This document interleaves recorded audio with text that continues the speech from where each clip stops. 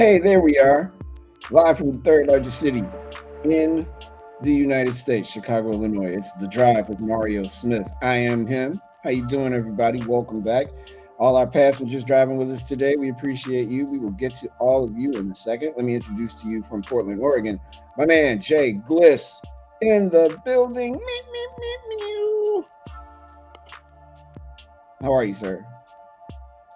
I'm good, man. How you doing? I'm cool, brother. I'm cool. A little tired. Had to do some running around in the city this You're a morning. busy man. There's a lot going on. I have a podcast that I record called Randomly Selected, so I had to do that today. Really good episode, but I'm tired. I'd be lying. Yeah. But you know what? I'm not tired. I'm not tired of doing this. And guess what? I got the energy to get us all the way to the end of this show. Well, good. We're gonna have some fun. I think so. This is a good one today. Lots to talk about. What I mentioned our passengers, I should probably say hi to them, because I mean it's only right to say hello to your people. Uh, Right. we are really doing something. We are really doing something here. Um, all right, so I see new people. Dakota in Florida. Hello, Freddie and Nathan and Lorna Cash in Indiana is listening to us on their Amazon supported device. Thank you. I believe that's Talik in Ohio, and there's Abigail in Oklahoma. So we got Florida, Louisiana, Texas, Alabama, Indiana, Ohio, and Oklahoma. We are reaching the heartland, brother. We're right there. Abigail right in Oklahoma, we've seen her a couple times, I believe. Absolutely, Lorna too, and Nathan as well. So, passengers, welcome back. We appreciate you being passengers on the drive. There's a lot to talk about today, including but not limited to a question I want to put out there right now for everybody in the chat. Are you having any problems with your mobile devices today? My phone died like for a half hour. We were recording, I left, and I was trying to do something else, and I couldn't send a text. If you had a problem with your mobile device today, I'm wondering if it has anything to do with the 5G rollout, because I definitely had an issue. You know what's weird? Yeah, so you know what's weird about that? I have not, but when I was prepping for the show, my wife sent me an email from work, and she's like, "Do you know what's wrong with our service?" And I responded back, I was like, "I don't know what you're talking about." And she was like, "Oh, well, maybe it's just something, the service in the building or something." So Yeah. you actually just, connected some dots for me because I didn't think anything of it. Now, there's also a Mercury retrograde. So the planets are all weird and electronics are generally weird. I don't want anybody to think I'm on some hippy-dippy nonsense. I'm just saying, when there's a retrograde, we do live in a multiverse. There are things happening outside of our control in our realm, and when the planets are in retrograde, sometimes electronics fail. But I think I'm going to put it on 5G rollout today. So we want to hear from you. Yeah, I'm sorry. Go ahead, Gliss. My bad. No, I'm sorry. That makes sense to me. I mean, we talked about it yesterday. Some of the issues that could arise. So that would be one explanation. So if you're having problems with your mobile device, or if you're because mine said no service, I'm like, hold on, I'm a little bit more responsible than that. I try to cover my tabs, and I try to make sure I pay my phone bill. If I don't do anything else, and the internet, or else this show would not be happening. But if you're having trouble with your mobile devices, or if you know someone that is, talk to us in the chat. We would really appreciate it. You go to, if you're watching us on YouTube, which some of you are, you can just put it into the chat. There's a live chat there. Backchannel.tv. Chat with us. Talk to us. Let's see what's going on with you and your service. But right now, though, let's take a look at the headlines at the top of the hour. A Capitol rioter was ordered back to jail after a DWI arrest, and an AR-15 was discovered in their car, along with ammunition. An accused Capitol rioter has been ordered to be returned to federal custody after he tried to flee an arrest for suspected drunk driving last month, and police discovered an AR-15 rifle in his car. James Tate Grant, people with 3 names. Gliss, you don't have 3 names, do you? I mean 3 first names? No, I don't. Thank you. Me neither. Just checking. James Tate Grant, 29, of North Carolina, was on pretrial release for his role in the January 6, 2021 rampage where he allegedly assaulted two police officers. However, U.S. District Judge Timothy Kelly revoked that release on Tuesday, citing how Grant has violated his release terms and attempted to flee an arrest on December 7th, according to court records. Past COVID infection protected against Delta, but vaccines are safest to prevent dire illness, the CDC-P says. New research from the Centers for Disease Control and Prevention and health officials in California and New York indicate that a prior case of COVID-19 protected people from infection better than vaccinations did during the Delta wave last summer and fall. The findings, published Wednesday in the CDC's Morbidity and Mortality Weekly Report, I didn't know there was such a thing, appear to contradict public health messaging that pushes vaccinations. But experts maintain that the shots remain the safest way to protect against the most dire consequences of COVID. Even during the height of the Delta wave last summer, virtually all hospitalized COVID patients were unvaccinated. Quote, vaccines continue to reduce a person's risk of contracting the virus that causes COVID-19 and are highly effective at preventing severe illness, close quote. Benjamin Silk, one of the study's authors and an infectious diseases epidemiologist at the CDC-P, said during a call with reporters on Wednesday. The new research is based on analyses of COVID infections among more than 1.1 million adults in California and New York from May to November of last year. And that is what is happening at the top of the hour. We come back, we will go around the world and give you the information that you need so you can prepare for your evening and begin to have discussions at your dinner table about the things that are going on. If you're a passenger on the drive, we appreciate it. You are watching The Drive with Mario Smith on Backchannel.tv.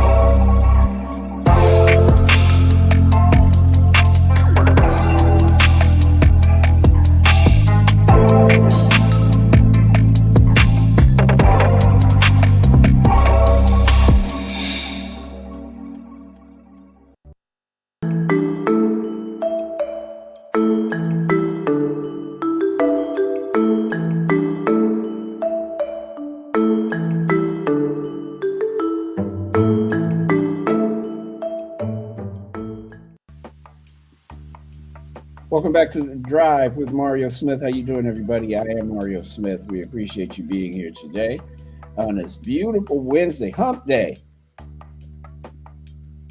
Hump day. We still calling it that? I'm down. Hump day. That's cool.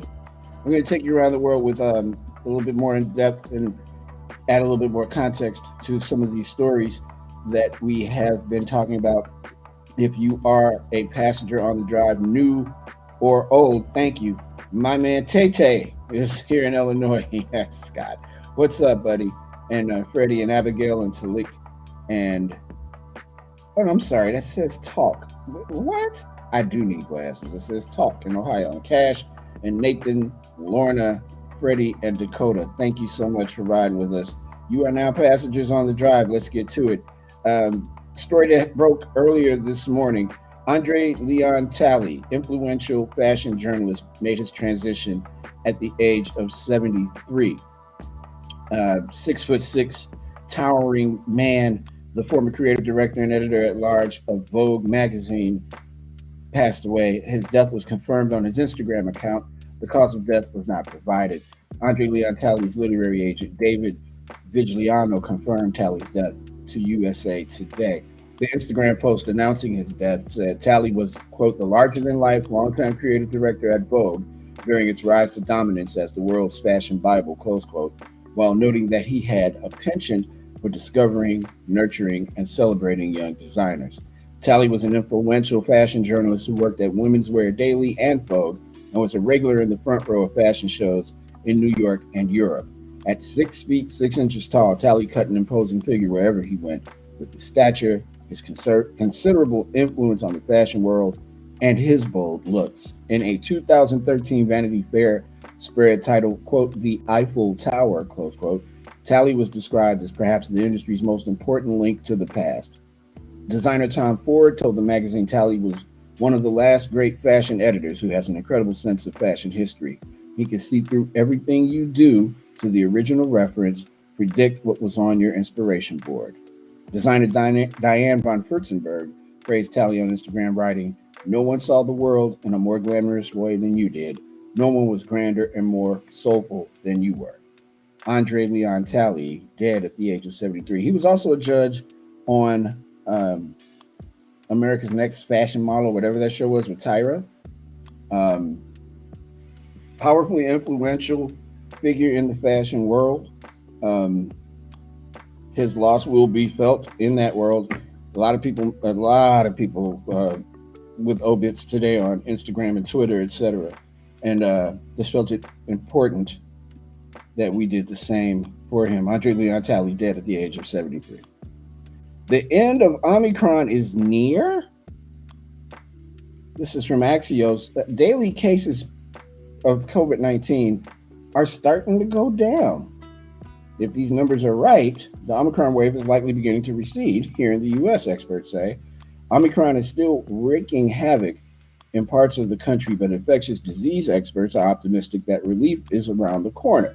In South Africa and in the UK, which experienced their Omicron waves before the US, cases spiked dramatically and then fell almost as quickly.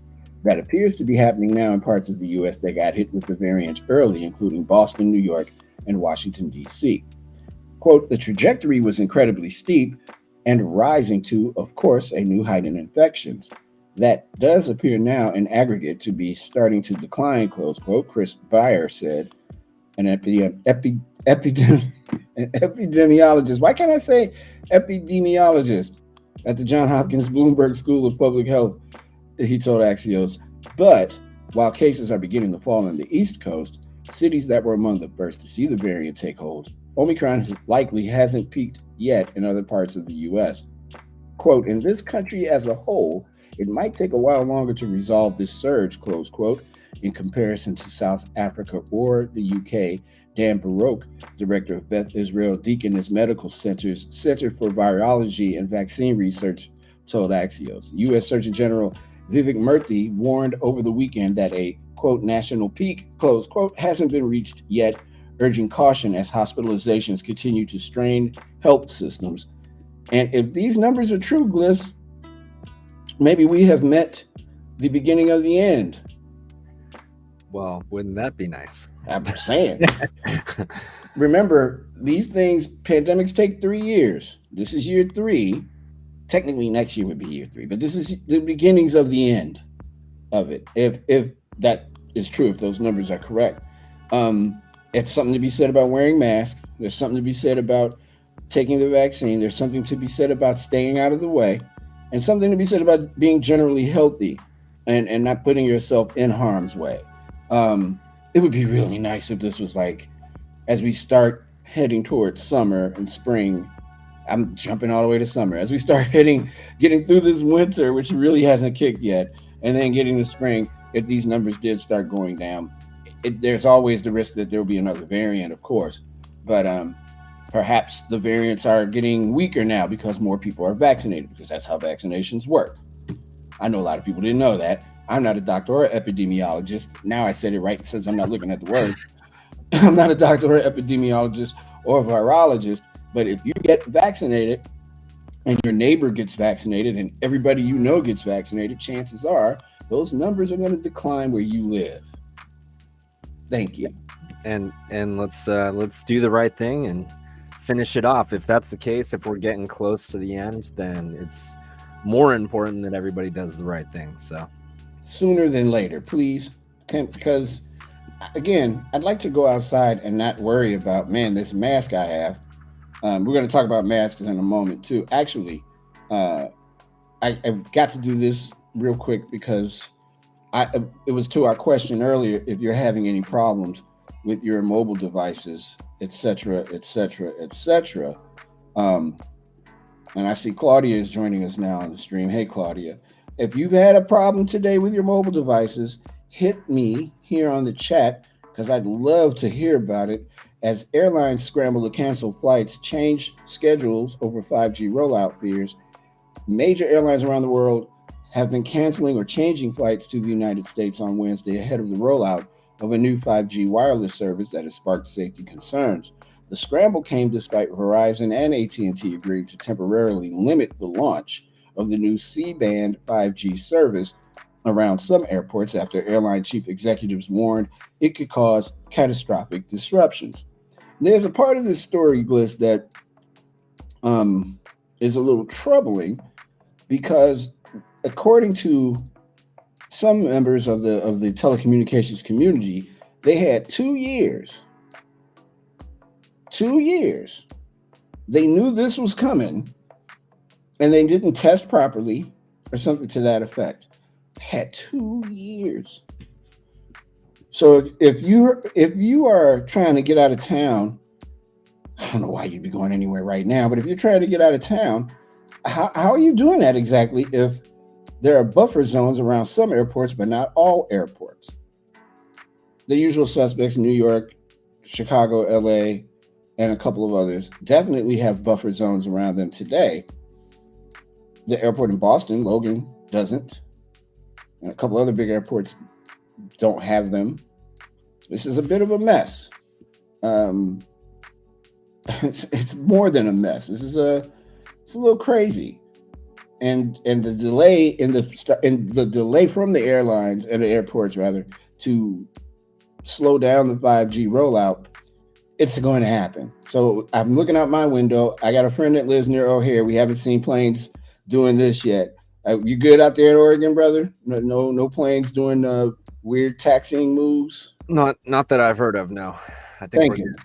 I think you would have told me. Yeah. Like, hey man, no show today because there are Right. airplanes flying all around me.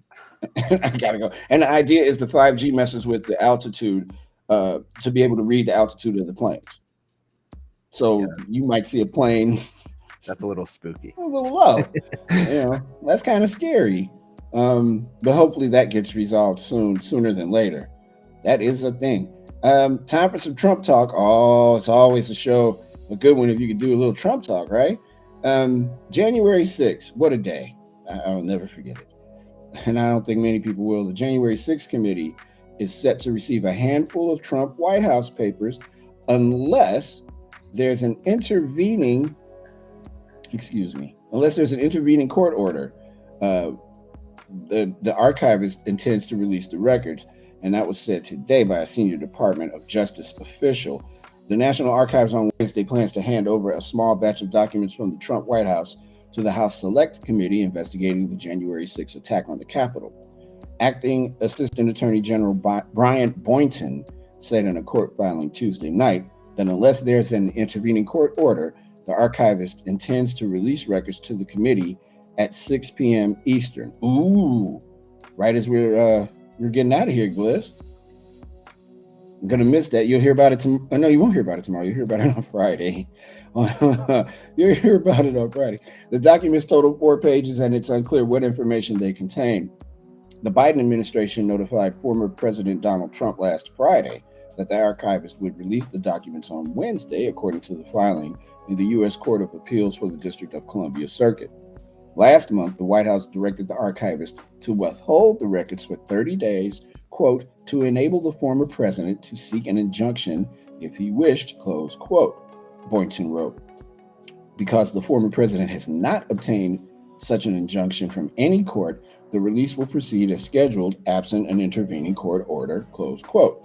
Last month, Trump asked the Supreme Court to block the National Archives from turning over his White House records to the January 6th committee, but the Supreme Court has not acted yet on that request. The January 6th committee asked the High Court to reject Trump's request.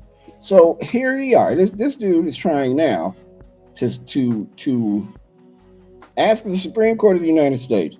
Don't let anybody see any of the records from January 6th.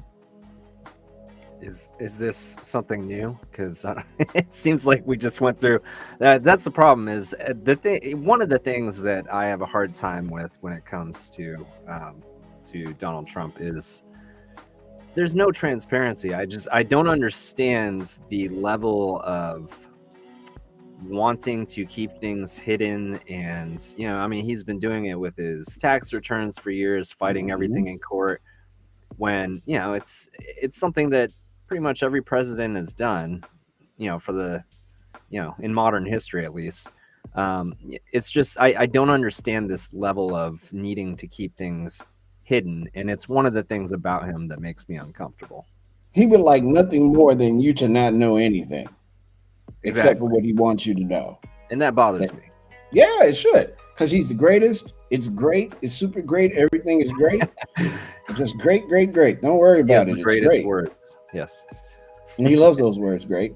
And he's great at saying them. And he just wants you to know that it's great. And be cool. Because it's great. But it ain't great. It's the opposite of great. This is a mess. And it's a mess that he created. January 6th didn't just happen in a vacuum. That happened. And it's not it shouldn't be a political issue. We should never. I will never forget that either. I remember watching it unfold. I remember being uneasy about it before it happened, with some of the things leading up to that. And I remember texting my wife at work pictures of the television because I was like, "Oh my God, there's people inside the halls of Congress." It's something we shouldn't see. A protest is fine, if a peaceful protest is one thing, but shattering windows, going after elected officials with bad intentions, people died, and it's not okay. We need to get to the bottom of it, and it shouldn't happen regardless of what your politics are. I mean, look, regardless of how you feel about Trump or Biden or the election, whatever, they tried to stage a coup. They tried to change the Constitution informally on January 6, 2021. That's not imagined. That happened. They stormed the Capitol. And one of the people they wanted to get after was, the vice president of the United States. I mean, so you know the story about getting in the car, right? Yeah. Had he gotten in that car, who knows what would have happened to Mike Pence? Right. Yeah. He might have been murdered. Scary. For all we know. It's super scary. I want to know why. And you know what? The House committee needs to. You know what I wish, man, and this is more opinion. I'm sorry, but that's what I do. Why isn't there anybody of substance in jail yet? Yeah. What is up with that? Yeah. Nobody? Not what? Nobody. Yeah. I mean, like I said, it's something, if we hold ourselves to be this great country, this patriotic country, that is what we saw that day was, the furthest thing away from being patriotic. Exactly. And you're right. People should be held accountable, especially, people that are, in positions of power that had a role in this taking place. I'll say this to you. I went to the Million Man March. I do not recall one human being that was at the Million Man March making any kind of move toward the Capitol. And there weren't a hell of a lot of police around. They were there, of course, but there was, nothing. Not one incident at all, nothing. Yep. These people they had bear urine and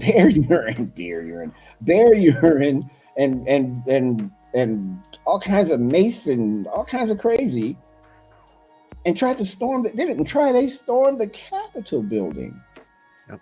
They tried to take over it's still mind-blowing to this day. I can't believe that still, and I watched it happen, man. I watched it too. Yeah. And I'm like, what is going on here? And no one of substance has been arrested yet. It is infuriating to me as an American that they can't put the dots together and get Donald Trump in a room and get Giuliani in the room, although I'm about to talk about him being issued a subpoena, but they can't get them dudes in the room and say, tell us what happened. Yeah. Everybody that they asked to talk to, they're all like, nah, I refuse to go. What? You know.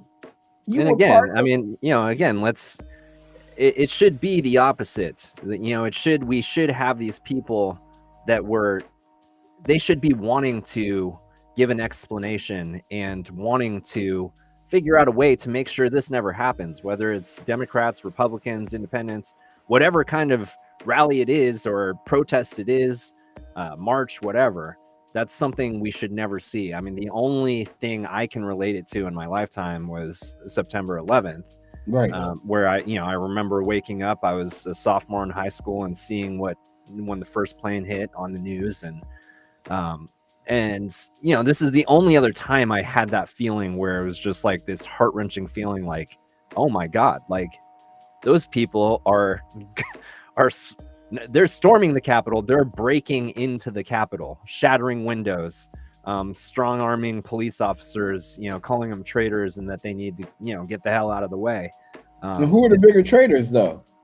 Right. It's something I'll never forget watching unfold. I mean, it was pretty nuts. My fear is that we will be revisiting that again, and I hope I'm wrong. Clearly, if anybody's been following the show these past 7 episodes, I don't know football very well because I can't pick a team right, but I hope I'm wrong. The House Committee investigating the insurrection of January 6th issued subpoenas Tuesday to members of former President Donald Trump's outside legal team who pursued and disseminated unfounded claims of mass election fraud, including Trump's former personal attorney, Rudolph Giuliani, and former White House aide, Boris Epshteyn, and lawyers Jenna Ellis and Sidney Powell. The 4 individuals we subpoenaed today advanced unsupported theories about election fraud, pushed efforts to overturn the election results, or were in direct contact with the former president about attempts to stop counting of electoral votes. Chairman Benny Thompson said in a statement. Thompson's statement added, we expect these individuals to join the nearly 400 witnesses who have spoken with the select committee as the committee works to get answers for the American people about the violent attack on our democracy. Well, damn, how many people do you need to talk to? You've spoken to 400 witnesses? There are 400 people that told you what happened and you can't come to a conclusion yet? That's all I'm saying. Come on, guys, come on. If go back to the Million Man March example. Can you imagine if that group would have looked a little bit different? Those arrests would have been swift. And that's what's infuriating, Gliss. That's what makes me angry. I get it if you're trying to come to a conclusion about who did what, although it's pretty clear that everybody in the world who spearheaded this, but you interviewed 400 people. I can't get one witness to prove that somebody killed someone on the south or west side of Chicago, or to get the police to believe one witness. But do you think if they interviewed 400 people, they would have caught the person who killed the other person? But yeah, of course they would have. So it takes 400 people and more for you to. Oh boy, America, man, this is crazy. Man, I'm glad we don't have to do this tomorrow because I would probably lose my mind. This is crazy. That's so odd to me. In other news about the U.S., and it's starting to get kind of thick in Russia. I think that's something that everybody should be keeping an eye on as well. The U.S. and their allies pledged unity on Russia. To do what isn't quite as clear. President Joe Biden largely has rallied European allies to pledge as one that they will take tough measures against Russia if it rolls troops into Ukraine. But when it comes to what exactly the United States and Europe are willing to do, the allies haven't looked as united. Militarily, for example, the United States, Turkey, and Britain have stood out for supplying or agreeing to supply anti-tank missiles, armed drones, naval warships, and other weapons, along with money to help Ukraine build its defenses. A British military flight taking weapons to Ukraine on Monday flew around German airspace rather than taking the most direct route through it. German officials suggested Wednesday that the issue was their paperwork requirement for such overflights rather than any allied dispute over arming Ukraine. Biden has warned Russian President Vladimir Putin of economic consequences, quote, like none he's ever seen, close quote, if Russia invades Ukraine. But some major European allies have demonstrated less enthusiasm for large economic penalties, which could damage some European economies or put in jeopardy the Russian natural gas that Europeans need to stay warm this winter. Well, let's just really break that down. I don't think the U.S. is going to take people's heat away. Maybe. It sounds like Russia is going to invade the Ukraine the first opportunity that they get, probably. And it sounds like the United States is going to put themselves in the middle of something that maybe they should let Europe take care of, more than likely. I wonder, though, if the United States gets involved with Russia and Biden can manage to not bring any troops into it, how does that affect his approval rating? Does that escalate it, make people like him again? Because for some reason, people are mad at him and consider him the reason for all of our ills and have totally forgotten that Congress, for the last 5 years now, has been run by Republicans and pretty much will remain running by Republicans. But that's another story.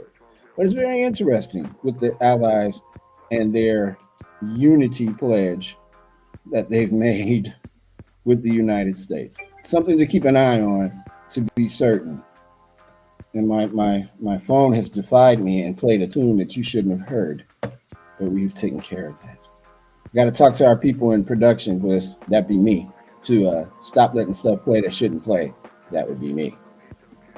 And then finally, and this is a very, very sad story.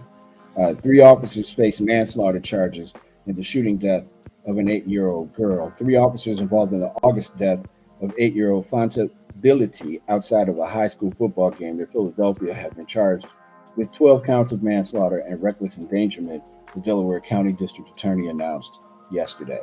A 2-month-long grand jury investigation led to the filing of criminal charges against officers Devon Smith, 33, Sean Dolan, 25, and Brian Devaney, 41, of the Sharon Hill Police Department, who unleashed a hail of bullets at a car amid crowds of people. Quote, police have to be held accountable as everybody else is for deadly force, District Attorney Jack Stolzheimer said in a news conference. Stolzheimer's office also withdrew murder charges against the 2 teenage boys who started the deadly confrontation on August 27th. Angelo A.J. Ford, 16, and Hassan Strand, 18, had both been charged with first-degree murder in Bility's death, even after prosecutors determined it was not their bullets that had killed the young girl or injured any of the 4 other shooting victims. The charges against the teens drew outrage from activists and local community members who described it as a ruse to distract from the terrible decisions police officers made that day and to allow them to evade scrutiny. In Chicago, we are having an issue on the west side of town where kids are killing each other based on a social media beef and some stuff that happened like years ago to their older siblings and whatnot. This 8-year-old girl didn't have anything to do with what was going on that day. These 2 teenage boys had everything to do with what was going on that day, but they didn't kill this little girl. In this shootout, the police were a little reckless, little being an understatement. The young people in our country are not protected properly. And they're having trouble articulating what they need.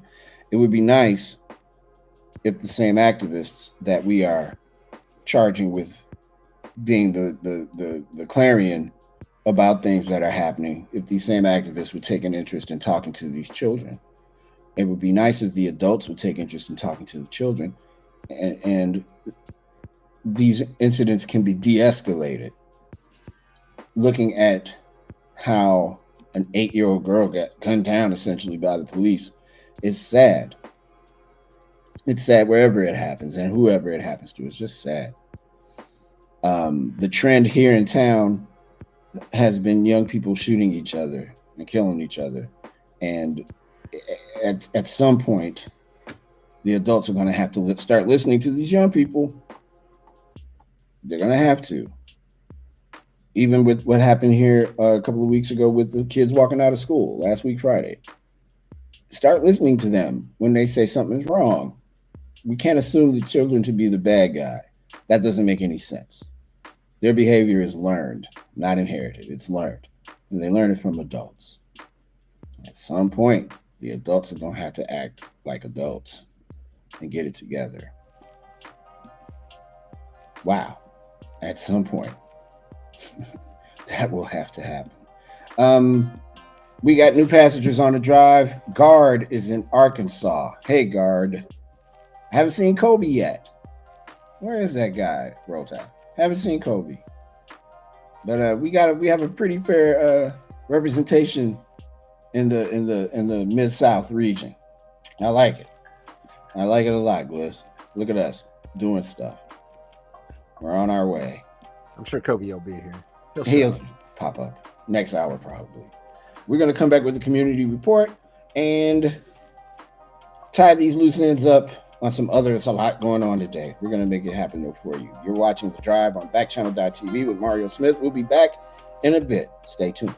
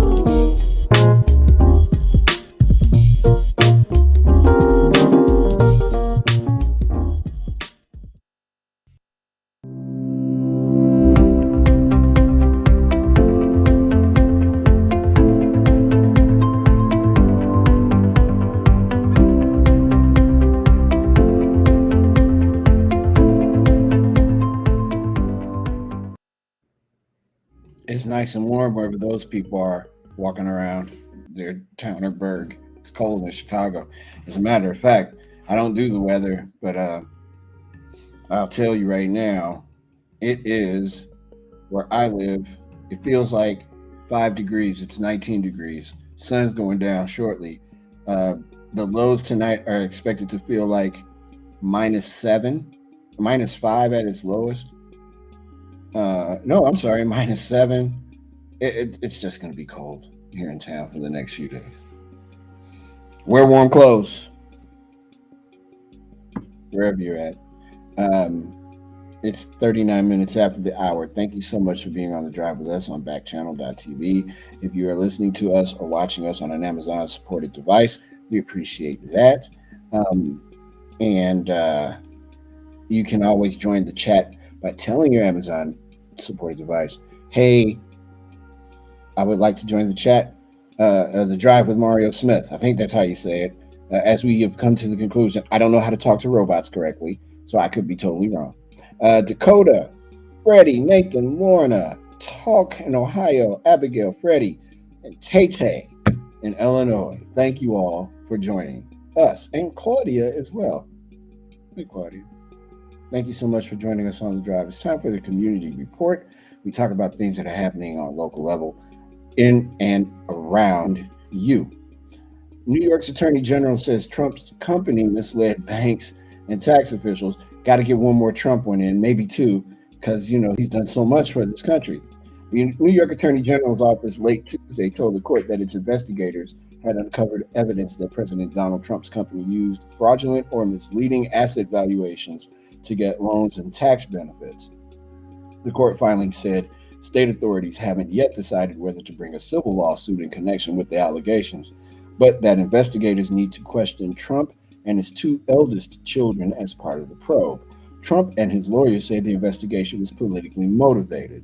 In the court documents, Attorney General Letitia James's office gave its most detailed accounting yet of its investigation into allegations that Trump's company repeatedly misstated the value of assets to get favorable loan terms or slash its tax burden. The Trump Organization, it said, had overstated the value of land donations made in New York and California on paperwork submitted to the IRS to justify several million dollars in tax deductions. The company misreported the size of Trump's Manhattan penthouse, saying it was nearly 3 times its actual size, a difference in value of about $200 million, James's office said, citing deposition testimony from Trump's longtime financial chief, Alan Weisselberg, who was charged last year with tax fraud in a parallel criminal investigation. James's office detailed its findings in a court motion seeking to force Trump, his daughter Ivanka Trump, and his son Donald Trump Jr. to comply with subpoenas seeking their testimony. Investigators, the court paper said, had developed significant additional evidence indicating that the Trump Organization used fraudulent or misleading asset valuations to obtain a host of economic benefits, including loans, insurance coverage, and tax deductions. Messages seeking comment were left with lawyers for the Trumps. Well, you know what? I got a message for the Trumps and for everybody. You know what the message is? Get them. Because you can't evade your taxes and I can't evade mine. All this was going on. Remember, Gliss, I don't know if you remember it, when he was running for president after he came down the escalator in New York and announced to the world that the king had arrived. And he had the big press conference where he was supposed to show his taxes. It was just a bunch of big papers and like stacks. And he's like, yeah, there they are. There's taxes right there. All these papers. And his attorney is like, look at all these papers. And it's like, dude, that doesn't mean anything.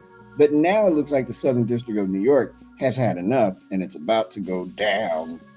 And we'll all be able to see it, man, live. Me and you and all our passengers will be able to see it. Ain't that great? I can't wait.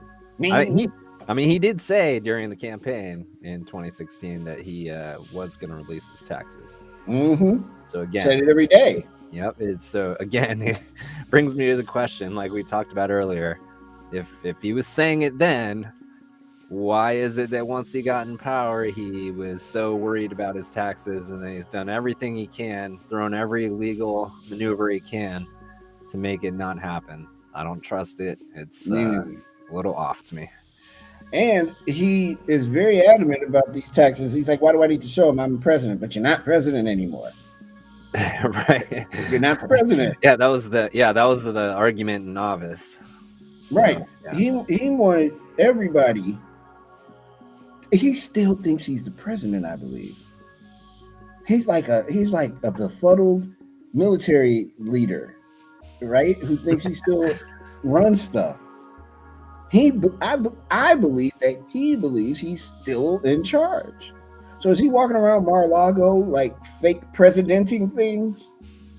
Probably. God, this dude is. I'm not super patriot and I'm not Captain Democrat or anything like that. But that's just ridiculous. Just if you have nothing to hide, former President Trump, show your taxes. That's easy. Transparency. You would think, but see, in order to be transparent, that means you have to be or have some kind of good in you that you're not afraid to be like, here's all the taxes, baby. Look at it. Look at me. Look at what I didn't do. He's scared to death. And he can't run from the taxes because it's going to show whether or not there's fraud. If they have reason to believe, there will be no reason for them to even carry this investigation as far as they've carried it if they did not think there was fraud. Yeah. Oh, Gliss, we got to run for president. You want to do it? No, yeah, let's do it. I'm not going to. Just changed my mind as soon as I thought about that.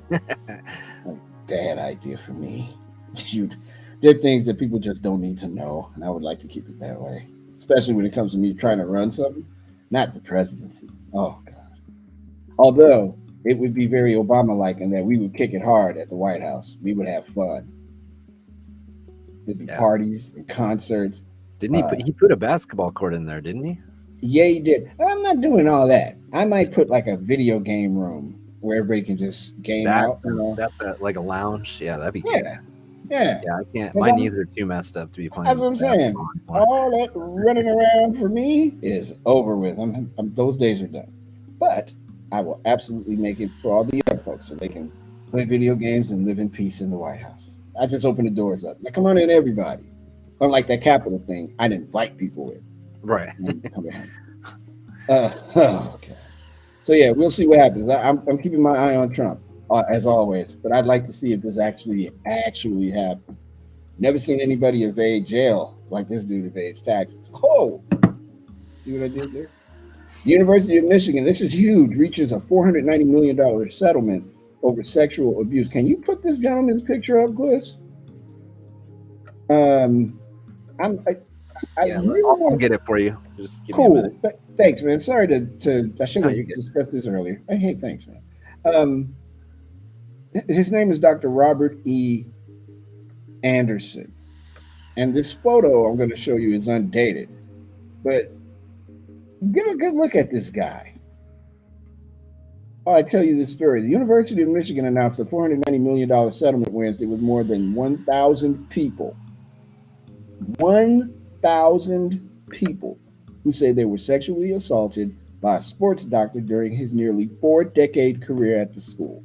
The university said 1,050 people will share in the financial settlement, the latest in several large payouts made by American universities following accusations of repeated sexual abuse by employees. Individuals and their attorneys will determine how to split $460 million with no input from the university, the school said in a statement. An additional $30 million will be set aside for future claims. Board of Regents Chair Jordan Acker told reporters that the agreement will resolve all survivor claims. Quote, "We must support healing and restoration of trust in an environment where safety is paramount," close quote, Acker said. Quote, "This agreement is an important step in that direction," close quote. Attorney Parker Stenar said the settlement was reached Tuesday night. The university had been in mediation to resolve multiple lawsuits by mostly men who said Dr. Robert Anderson sexually abused them.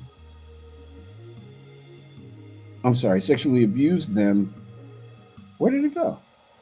But mostly men who said Dr. Robert Anderson sexually abused them during routine medical examinations. Quote, "It has been a long and challenging journey, and I believe this settlement will provide justice and healing for the many brave men and women who refuse to be silenced," said Stenar, who represents about 200 victims. Look at this dude.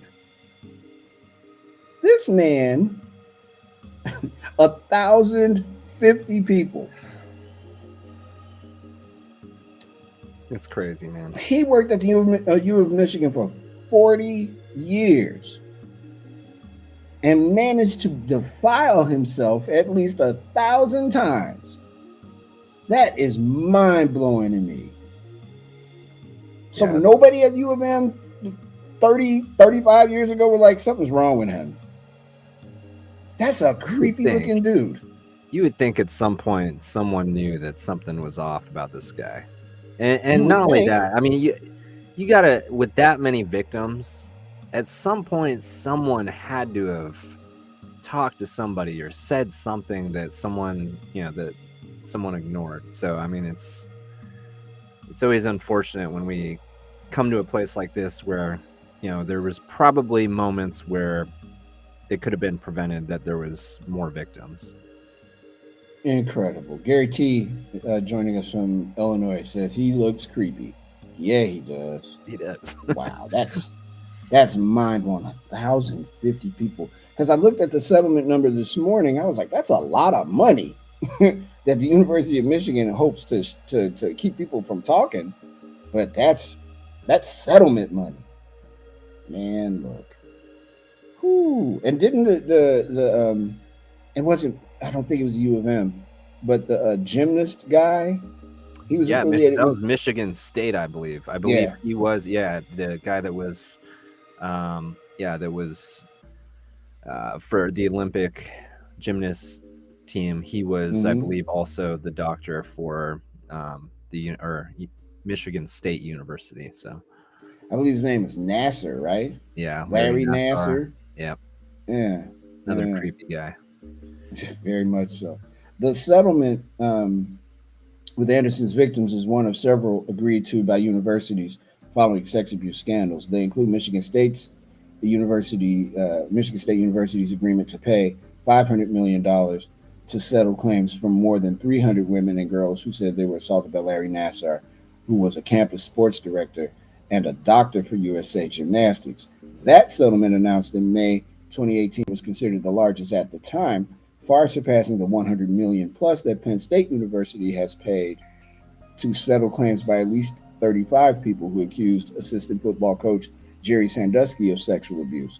Last year, the University of Southern California agreed to an $852 million settlement with more than 700 women who have accused the college's longtime campus gynecologist, Dr. George Tyndall, of sexual abuse. Wow. He got to be some kind of creepy to even think that you can get away with stuff like that for a long time, or that university is ignorant in its diligence, and just that's crazy. Shouldn't That's the happen. wildest story I've ever read, man. That is wild. That's a lot of money for a university to be negligent for so long. It's Yeah. crazy. In Tonga, we talked about Tonga the other day. An undersea cable fault could cut Tonga off from the rest of the world for weeks. I'm not laughing at that. That's just crazy too. Man, I need a bath when I'm done talking, reading all this stuff, man. Because this is in the aftermath of a 13-mile wide volcanic eruption in Tonga, it could take weeks to repair an undersea communications cable that connected the South Pacific archipelago. Archipelago? Why am I getting all the hard words again?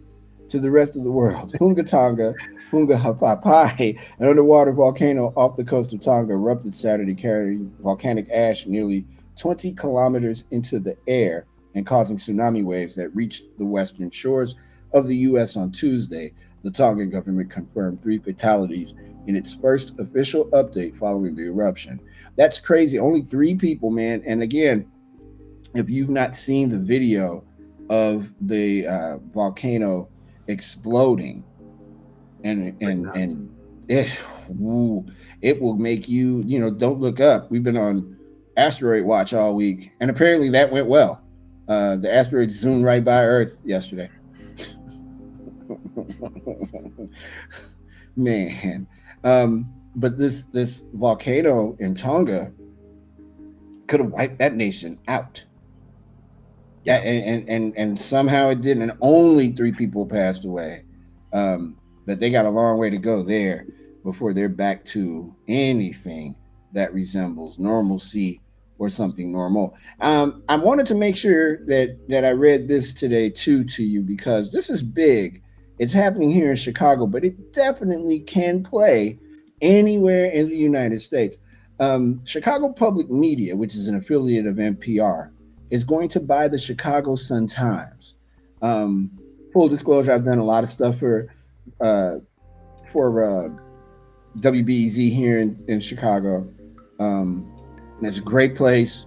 The staff is amazing, and they do really high level reporting. Chicago Sun-Times is not the Chicago Tribune by any measure. An amazing newspaper with really cool people who write there, and it's been the paper for a long time, in my opinion. But these 2 brands are tying a knot. The deal is expected to close on January 31st.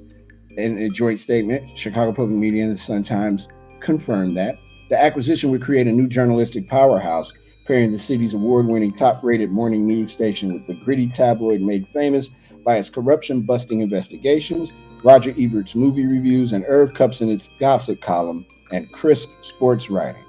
Quote, "This is an important step to grow and strengthen local journalism in Chicago," said Matt Moog, CEO of Chicago Public Media, in a statement. Quote, "A vibrant local news ecosystem is fundamental to a healthy democracy, informed citizens, and engaged communities. Together, WBEZ and the Chicago Sun-Times aim to tell the stories that matter, serve more Chicagoans with our unbiased, fact-based journalism, and connect Chicagoans more deeply to each other and to their communities, close quote, Moog said. The closely watched deal is being held up as a possible template for other impoverished news organizations whose newsrooms have been gutted by declining advertising revenues, audiences migrating to social media for their news, and disinterested media owners unwilling to invest. According to the two organizations, the Sun-Times would join WBEZ as a not-for-profit subsidiary of Chicago Public Media. The Chicago Sun-Times will get its own profit board, with Moog getting a seat, as well as current CPM board members Adrian King of Bain & Company and Larry Knox of Sovereign Infrastructure Group. The board would also include Kristen Mack of the John D. and Catherine T. MacArthur Foundation and Arte Ortiz Weiler, who is the chief operating officer of The Atlantic, as independent board members. This is amazing. If this works in Chicago, there are papers around the United States that will be considering merging with other media entities to keep the newspapers going. One thing I can say about the Chicago Sun-Times, and most folks who live here will agree, and there's no way to deny it, there was a time, and I'm not joking, there was a time when the Chicago Sun-Times was, we'll just say for our purposes, trying to keep it in the frame, this big, right? That paper is like this big now. It shrunk to nothing. And I'm hoping that's one of the first things they do. Make the paper big again. I'm not complaining. Just make the paper big again. That'd be nice. But to see Chicago Public Media and the Sun-Times merge in this fashion is huge news. And please keep your eye on it, because it could be happening in a city or burg near you. In the past 5 days, and Gliss, this is the only reason why I'm here today. In the past 5 days, 2 $1 million lotto tickets or lottery tickets were sold here in Illinois. One right back. Gliss, the first place they mentioned, King Supermarket, is not far from where I live. Unbelievable. Come on, Mario. Oh, that just made me want to go to bed. I didn't look at the story earlier. I just looked at it. It's 400 East 41st Street. I'm telling you, I could ride my bike there in 5 minutes. Oh, You got to go there after the show. And hey, you got any more of those winning tickets? yeah. Hey guys. Just hi, Mario Smith from The Drive. Do you guys have any more of those tickets left that I've never been able to win ever?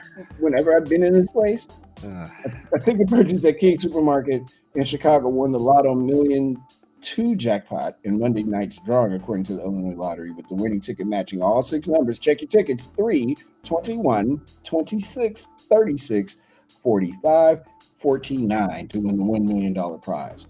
Another $1 million winning ticket was sold at Johnson's Lighthouse Point and Car Wash in Villa Park. It matched all 6 Lotto Million won numbers. Check your tickets: 12, 13, 23, 39, 49, and 50 in the January 15th drawing. Joel Johnson, store manager of Johnson's Lighthouse Point and Car Wash, told the Illinois Lottery he hopes they know the winner. Quote, "Our store has been a fixture of the community since 1991, so most of our customers are local," close quote, said Johnson. Quote, "I don't know who won, but I hope that it's someone from our hometown," close quote. Retailers that sell winning tickets get a cash bonus of 1% of the prize amount, which means $10,000 each for these 2 $1 million winning tickets. The lottery noted the Villa Park retailer previously sold a $1 million instant ticket in 2004. I cannot imagine, though, what's happening at that place around my house. It is probably pandemonium this afternoon. Everybody and their mom is lining up to get some tickets on the beautiful south side of Chicago. Crazy. Oh, man, Gliss. If I win, brother, I swear I'll send you something. Same here. I hope so. You better not be lying to me. No, I'm not lying to you. I'll take care of you. Thank you, man. I'm just saying. We come back. We will talk celebrity talk with Have No Fear. The camera's here. That's the name of the segment. And we will go right into the second hour right now. You are watching The Drive with Mario Smith on Backchannel.tv. Thank you for watching. Stay tuned. Hour 2 is on the way.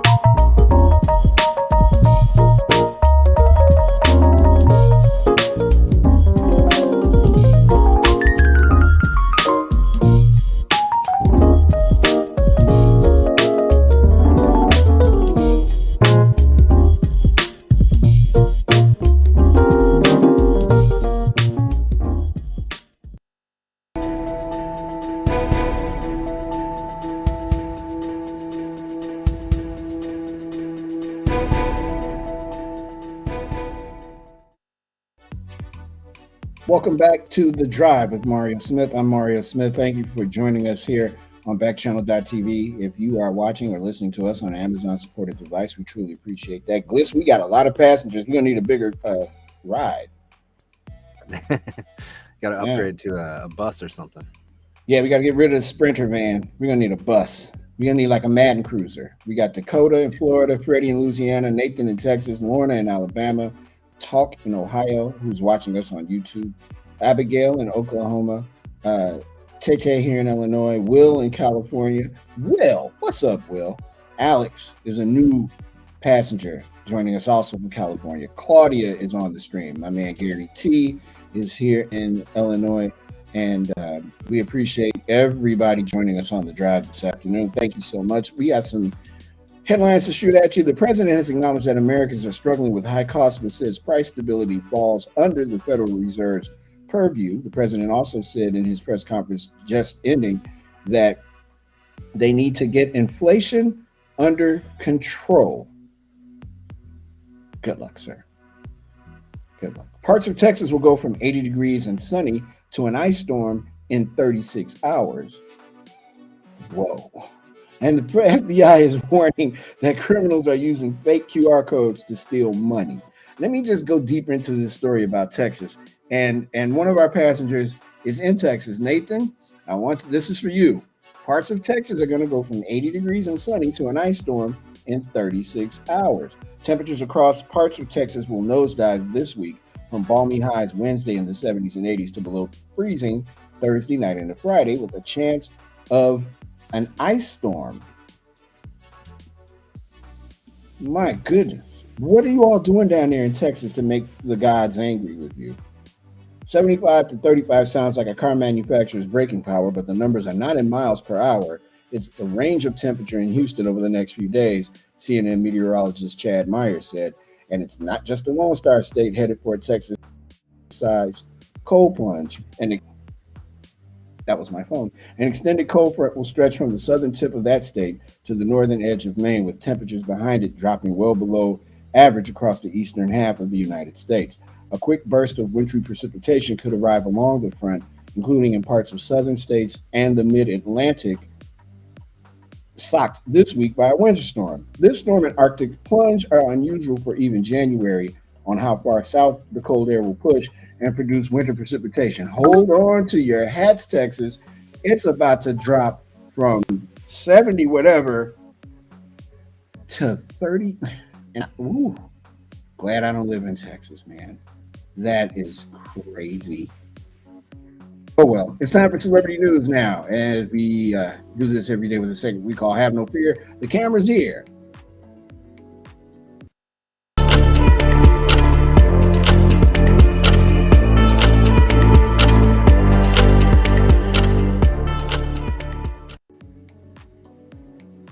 Okay, so the Grammys got postponed, but they've come up with a new date and location for the Grammy Awards. They're going to be in Las Vegas, and it's going to be in April. And are you ready? The 2022 Grammy Awards will shift an April show in Las Vegas after recently postponing the ceremony due to rising COVID-19 cases because of the Omicron variant. The awards will be broadcast live from the MGM Grand Garden Arena in Las Vegas on April 3rd, according to a joint statement released Tuesday from the Recording Academy and CBS. The show postponed its original date on January 31st at the newly renamed Crypto.com Arena in Los Angeles after organizers determined there were too many risks because of the virus's latest surge. For the Grammys, it was attempting a back-to-normal show with a live audience, but the decision to postpone the ceremony came after, quote, careful consideration and analysis with city and state officials, health and safety experts, the artist community, and our many partners. This is the second consecutive year the Grammys have been rescheduled due to the spread of the coronavirus. Last year, like many major award shows, the Grammys were postponed because of virus concerns.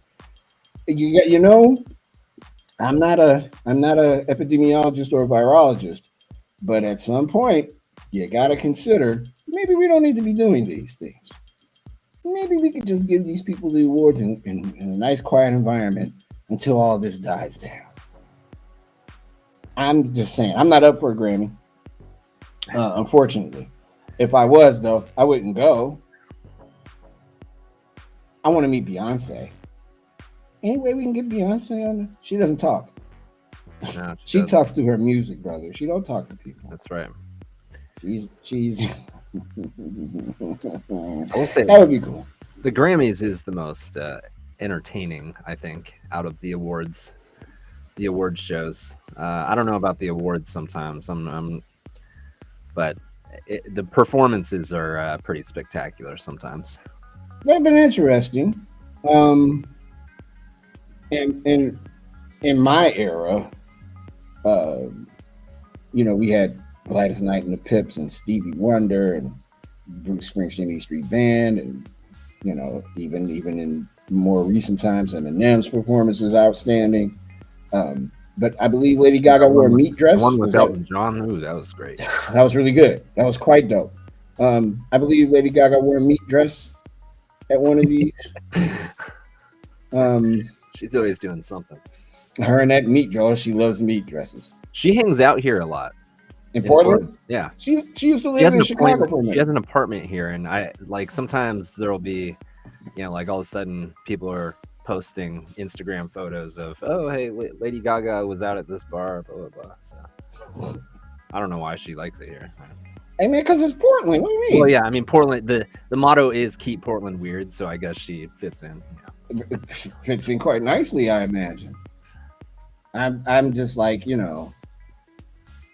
she lived here for a while. She lived downtown, like across the street from Millennium Park in one of the nice little condos down there. And she liked Chicago a lot. And I got to admit, man, she is far more talented than I have ever given her credit for. Oh, yeah.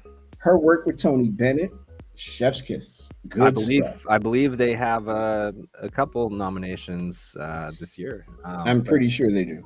Yeah, I'm with you, though, because when she first came out, she was kind of like this Madonna-esque type vibe of, but she was making mostly kind of like club pop hits.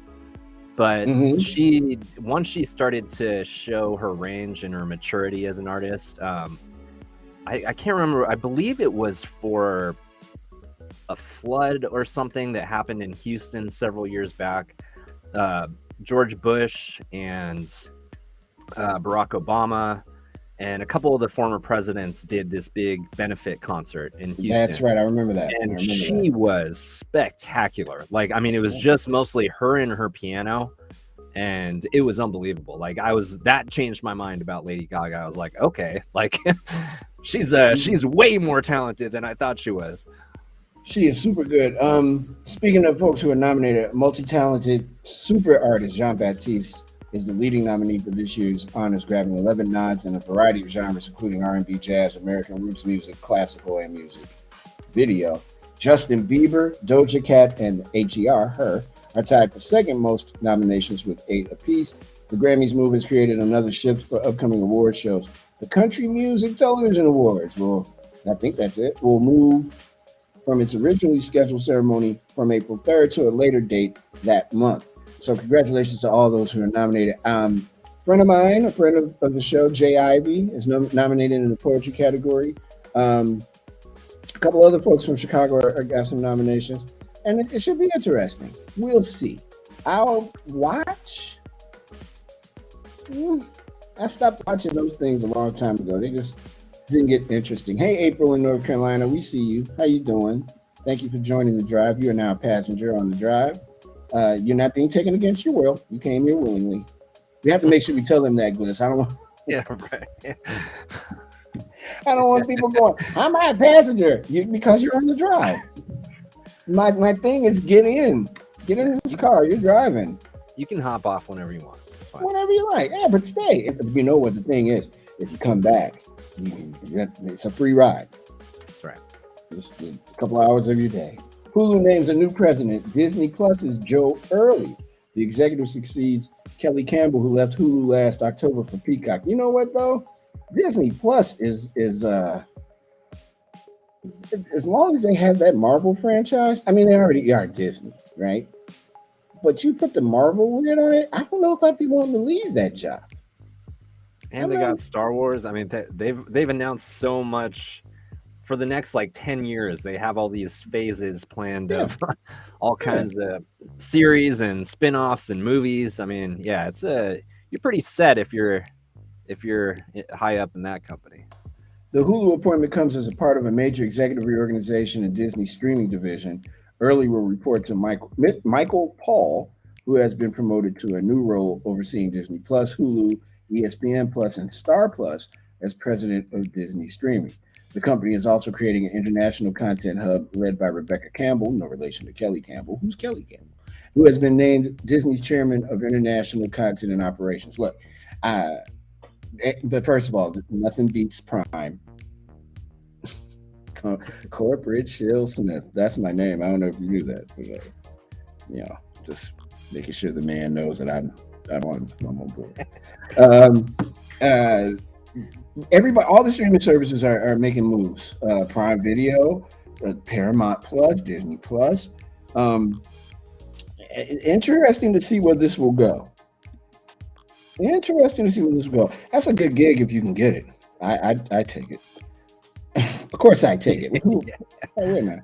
Silk Sonic has set a Las Vegas residency. If you aren't familiar with Silk Sonic, Bruno Mars and Anderson .Paak are Silk Sonic. And it should be interesting. Most acts wait well into their career to set down goals, or roots rather, in Las Vegas. But for Bruno Mars and Anderson .Paak Silk Sonic, the time is now. The dynamic duo announced on Wednesday that they will be offering their services to the Strip beginning on February 25th at Dolby Live as part of an evening with Silk Sonic. Quote, it's happening, the sexiest party of the year. Them Silk Sonic boys are performing live in Las Vegas, close quote. Bruno Mars tweeted. The run currently includes 13 dates at the 5,200 seat theater at the Park MGM, with the Live Nation pre-sale slated to, it's already going on today. It started at 1 o'clock. If you're interested in going to Vegas. The general public sale begins on Friday at 1 p.m. Eastern. The shows are subject to the venue's health check standards to reduce exposure to COVID-19, which requires masks be worn by all attendees, which could also require proof of full vaccination, proof of a negative COVID-19 test before entering the event, or a rapid on-site COVID test. The terms are locked, and Vegas might not ever be the same, Jack. You're invited to the hottest show in Sin City, Anderson .Paak added, about the first substantial run of gigs in support of the pair's debut album, and even with Silk Sonic. At press time, the announced dates for the run are February 25th and 26th, March 2nd, 4th, 5th, 16th, 18th, 19th, 23rd, 25th, 26th, and 31st, and April 2nd. Smart of them not to do it on April 1st. Everybody's doing residencies in Vegas. This is not a new situation. Adele's got like a residency where she's getting paid $700,000 for. Did you know that they are selling tickets for Adele at $40,000 up front? Scalpers nuts, are. man. That's crazy. I've seen Adele live. And Really? I did not pay $40,000. God bless you. We had pretty good seats too. That was after her second album, I believe. So probably about 10 years ago or something. But she's very good live. But man, $40,000. It's a lot of money. I'm all for the Vegas residencies though. We went and did a quick 24-hour trip several years back to go see Elton John down there. It was awesome. Oh man, nice. Yeah, I'm all for it. Like I kind of like the idea, especially artists like this. I would pay to see Bruno Mars or Anderson .Paak separately. Like, so I'd be into that show. They're both very talented in their own right. So I'm all for seeing these residencies because I like going to Vegas every once in a while, and if you have a good show to see, it's a good way to make a trip out of it. So I would say so. I'm interested as well in one day going to Vegas, but unfortunately, I live in Chicago and I'm not as close to Vegas as you, my friend, who gets to go. It's like like if Gary, Indiana was Vegas, I'd be there every week. Every week, I would make sure that I was there doing what I had to do. Gaspard Ulliel, 37, French actor and Moon Knight star, dies following a ski accident. This is terrible news. He suffered a head injury from a collision on the French slopes on January 18th. Gaspard Ulliel, known for movies including Hannibal Rising and soon to be seen in the upcoming Marvel miniseries Moon Knight, has died following a skiing accident. He was 37. Ulliel had been hospitalized Tuesday after suffering a head injury during a collision on the slopes in the Savoie region of France. He was transported by a helicopter to a hospital in Grenoble, where he died Wednesday, according to his agent and family. 37. That's too young. That's entirely too young. Sad news there. I wonder how that's going to affect. I mean, of course, it's going to affect Moon Knight, but that's a horrible bit of news. Spike Lee has been tapped for a Lifetime Achievement Award from the DGA, the Directors Guild of America. The veteran Oscar-winning filmmaker behind masterpieces including Do the Right Thing, Malcolm X, and Black Klansman, will receive the Directors Guild of America's highest honor, the Lifetime Achievement Award for Distinguished Achievement in Motion Picture Direction, which recognizes extraordinary efforts in the art of cinema at the 74th DGA Awards ceremony, the Guild announced Wednesday. DGA President Leslie Linka Glatter said in a statement, quote, "Icon, trailblazer, visionary, Spike Lee has changed the face of cinema, and there is no single word that encapsulates his significance to the craft of directing. Spike Lee is the dude." That is a big deal. I met him once at a Blazer playoff game. He was there. What's the guy's name? He's an actor for TNT, for a TNT show, and at the time he was shooting a show that was being filmed in Portland, and apparently, this guy's a friend of his, and it was an NBA playoff game, and so my friend and I go up to get a beer. It's about 20 minutes before the game's gonna start, and I'm like, dude, that's Spike Lee right there. Wow. So we asked to take a picture with him. He was totally cool with us. He didn't seem bothered or anything. We took a quick picture and then got out of his way, and that was it. I remember when Chirac had rapped. It was right before it came out, and he came to my job. I hadn't slept in maybe 2 days, and I had on a White Sox hat, and he had on a Yankees hat, and we looked at each other, and I looked away from it. I just got really angry. I love Spike Lee. Yeah. That Yankees hat just really made me mad. And he was very nice to everybody. Yeah. I think Wesley Snipes was there the same night. He's very nice to everybody and stuff. And then I looked at him. I walked over to him and I go, "Let me take a picture with you, Spike." And he's like, "Yeah, come on, let's do it." And so in the picture, we both look like we hate each other, but actually we had a good time. I'll send you the picture. I still have it. I will email it to you, and then we could show it maybe on Friday. There we go. I was so tired, dude. And then that Yankees hat just made me hot. I was like, stupid Yankees. I'm so emotional when it comes to my sports, man. I'm sorry, y'all. I'll do better. Speaking of sports, when we come back, we're gonna play ball. There's lots to talk about there, my friend. Oh, we got a lot for you. We'll be back in a bit. It's The Drive with Mario Smith. You're watching Backchannel.tv. We'll be back in a flash.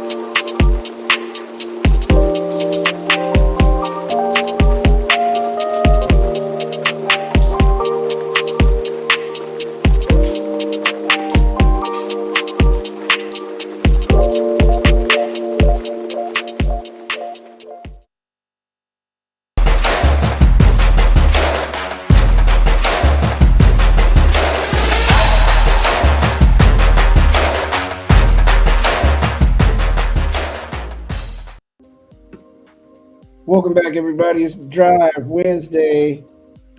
We have an updated passenger list, and I need to read to you. April is on the stream. This is her first time on Backchannel. Salute. What's up, April? How you doing? Amanda, Adrian, Alex. It's Alex's first time on Backchannel as well.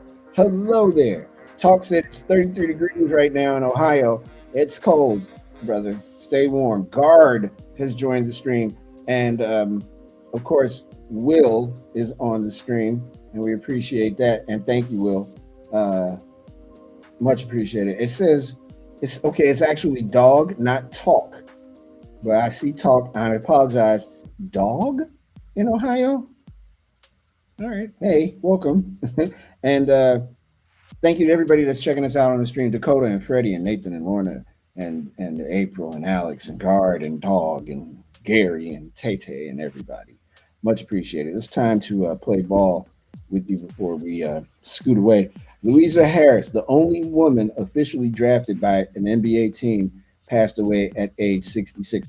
I did not know that this was a thing. I thought Ann Myers was the one, but she was not. Louisa Harris was the only woman to be officially drafted by an NBA team that scored the first points in women's basketball history at the Olympics.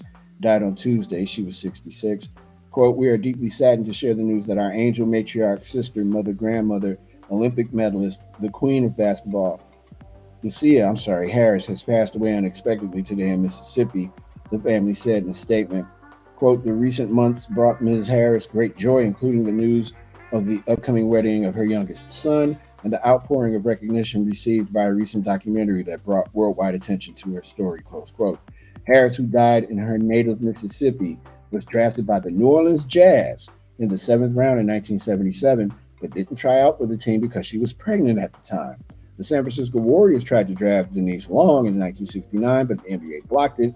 because she didn't meet the criteria to be drafted, in part because of her gender. Harris helped Delta State University win 3 straight national titles in the 70s and earned a silver medal for the United States at the Montreal Olympics in 1976. Harris was included into the Basketball Hall of Fame in 1992 as the first Black woman to earn that honor. She was later enshrined into the Women's Basketball Hall of Fame in 1999. She will be remembered for her charity, for her achievements both on and off the court, and the light she brought to her community, the state of Mississippi, her country as the first woman ever to score a basket in the Olympics, and to women who play basketball around the world, a statement said. That is amazing, man. I did not know that was a thing. That's kind of wild.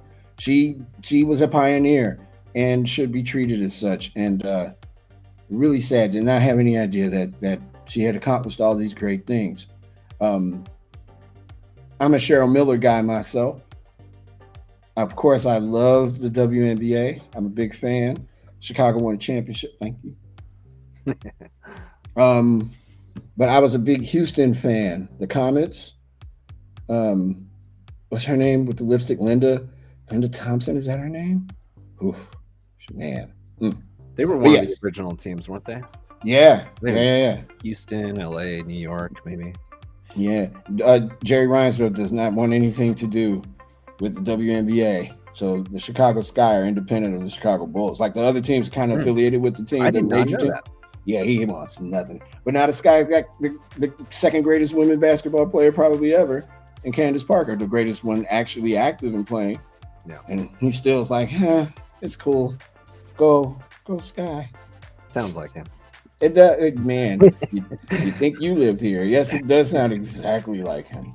That is his MO.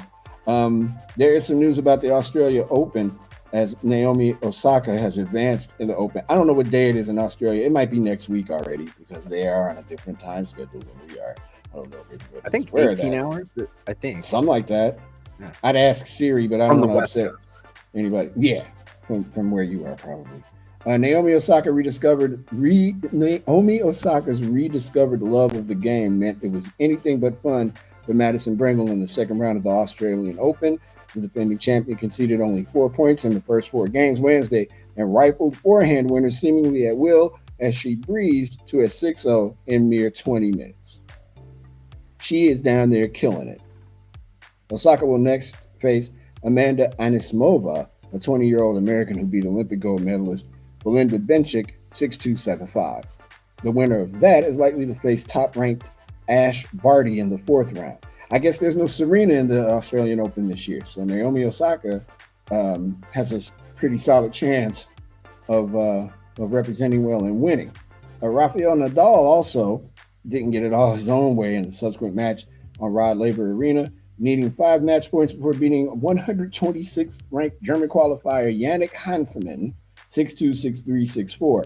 The 6th-seeded Nadal, aiming for a men's record 21st Grand Slam singles title, had 2 match points on Hoffman's serve and 2 more on his own before finally clinching a spot in the 3rd round when his rival sent a forehand long. Rafael Nadal is 35 years old, man. That's crazy. He's been playing tennis for a long time. I thought for sure he was, in my head, he's still in his 20s, but that wasn't the case. He's not. He's 35 years old. Watch this space for more news about people who you thought were young but aren't anymore. NHL pioneer Willie O'Ree was overwhelmed last night as they rode the number 22 into the rafters at TD Garden. Willie O'Ree was the first Black player to appear in an NHL game. He became the 12th player in franchise history to have his number retired prior to the Bruins matchup with the Carolina Hurricanes on Tuesday night. The honor came 64 years to the day after he became the league's first Black player on January 18, 1958, when he suited up against the Montreal Canadiens. O'Ree was inducted into the Hockey Hall of Fame in the Builder category in 2018. Quote, "It was a memorable night. I'm just thrilled and overwhelmed." Close quote. That is quite the honor to get your number retired. It's a shame that it took this long, but shout out to Willie O'Ree and to the Boston Bruins for doing the right thing.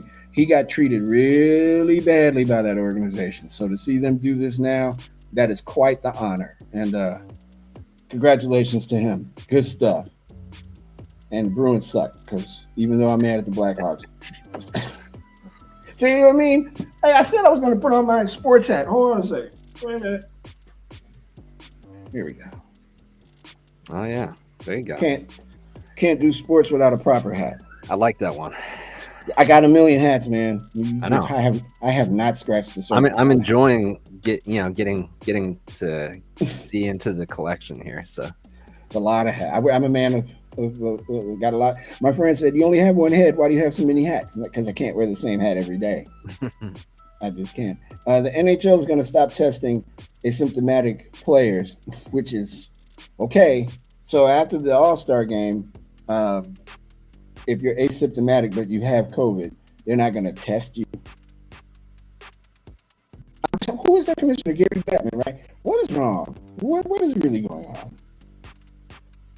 Well, it doesn't seem like the wisest thing to do. Well, the NHL is saying that the coronavirus cases are on the decline across the league. And the league and the players and association made the announcement yesterday. The current policy will remain in place until the All-Star break begins on February 3rd. I say keep testing. Yeah, it goes back to what we were talking about in the first hour.